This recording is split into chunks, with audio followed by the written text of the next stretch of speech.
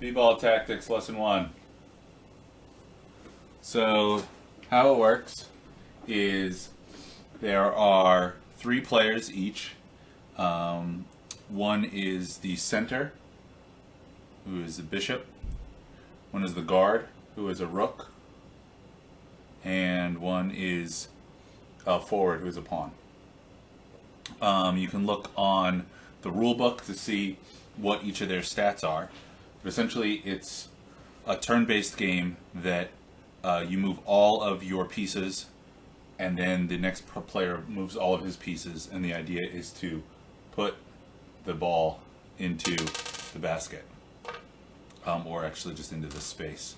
The game starts out with you setting up your formation and setting your stance.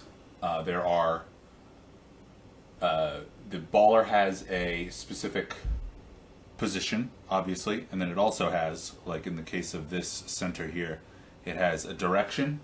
It can point any of the 4 main directions, cardinal directions, orthographic directions, up, down, left, right, north, south, east, west, and then it also has either offense, which is indicated by orange, or defense, which is indicated by green.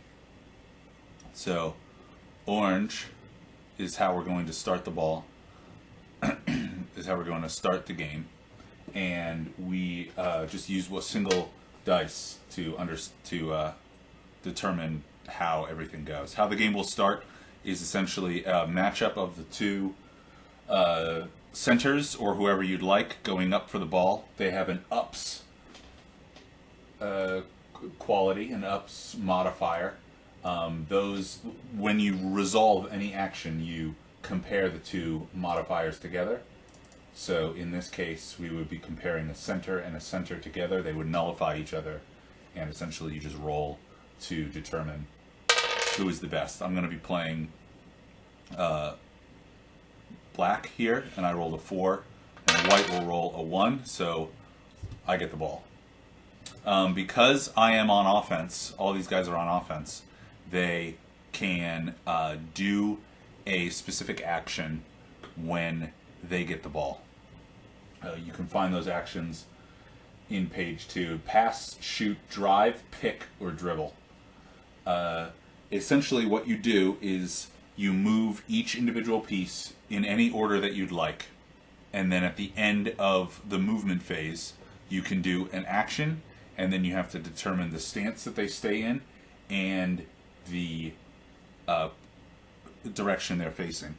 I'm going to try and get to the basket, so I'm going to move my forward up and 1 over like that. I'm also going to move my rook, my guard, up and forward. If you notice on page 3, there is a formation thing, which I will be referencing.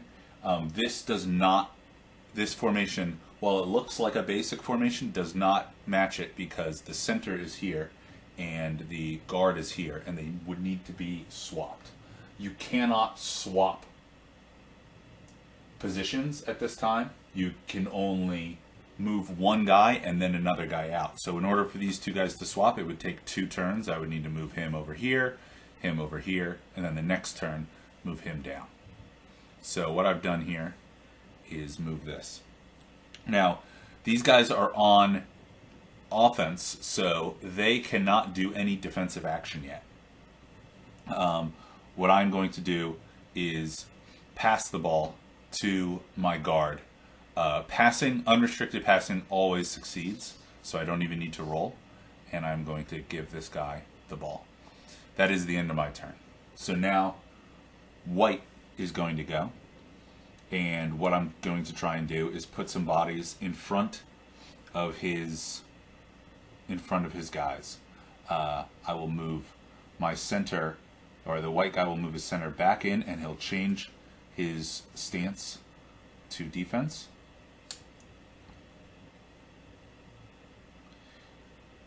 This white will also move back and change his stance to defense. and the same with the guard. So So now, it is now my turn. The defense can never actually do any actions. Their actions are always done on the opponent's phase when the ball moves.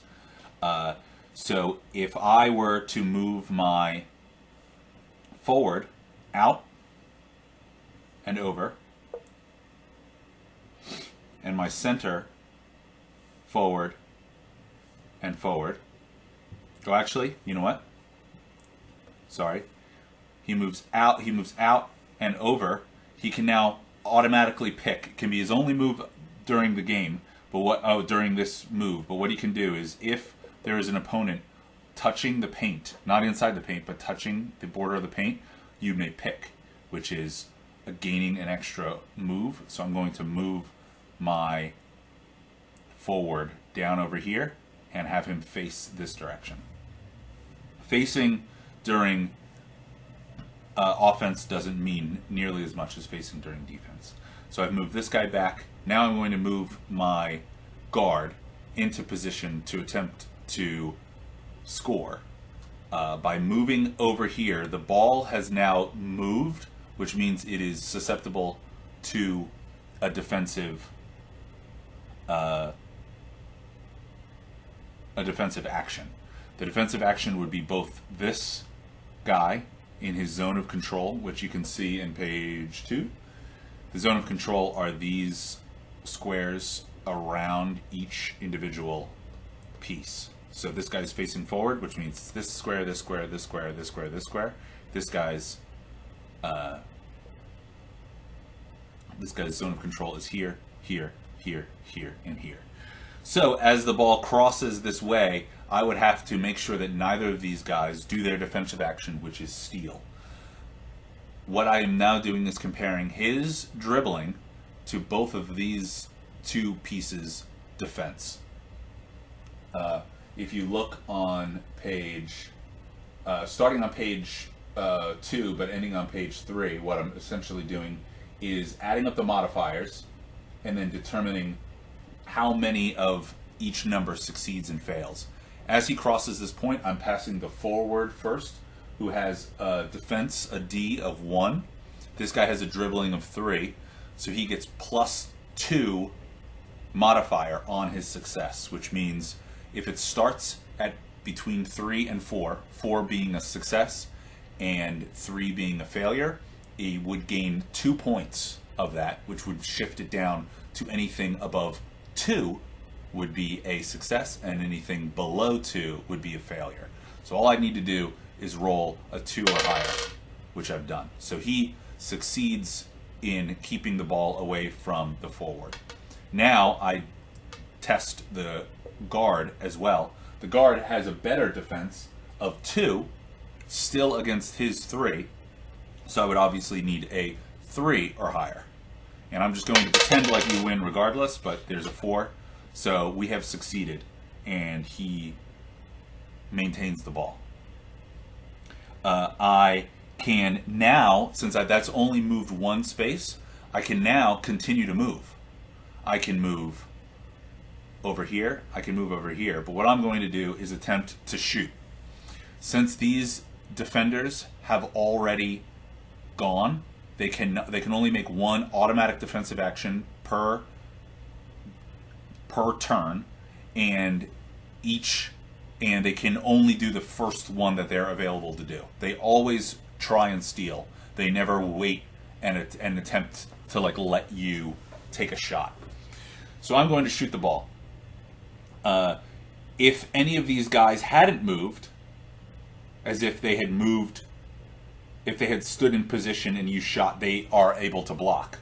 But since they've already moved, I am shooting without any defender touching me that can block.